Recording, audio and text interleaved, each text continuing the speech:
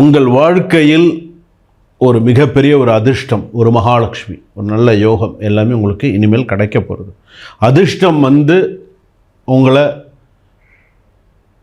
என்ன ஒரு அதிர்ஷ்டத்துடைய ஒரு நல்ல விஷயங்கள், எதிர்பார்த்திருந்த நல்ல விஷயங்கள், நான் எவ்வளோ நாள் இதை எதிர்பார்த்தேன், இது எனக்கு கிடைக்கல, இப்போ கிடைச்சதே எனக்கு அது ஒரு மிக சந்தோஷமாக இருக்குது அப்படிங்கிற அளவுக்கு எல்லாம் நல்ல விஷயங்கள் நடக்கிறதுக்கான வாய்ப்புகள்.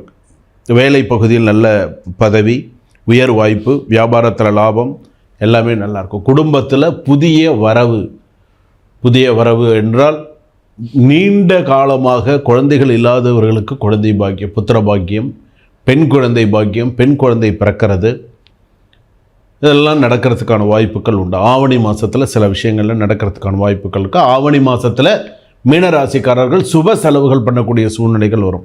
சுபகாரியத்திற்காக, சுப விஷயங்களுக்காக நிறைய செலவு பண்ணக்கூடிய சூழ்நிலைகள்லாம் வரும். ஆரோக்கியத்தில் கவனம் தேவை. உங்களுடைய ஆரோக்கியம் கவனிக்கப்பட வேண்டிய மாதம். உடல் சோர்வு, செலவுகள் அதிகரிக்கும். வேலையில் பணி சுமைன்னு சொல்கிறோம் இல்லையா,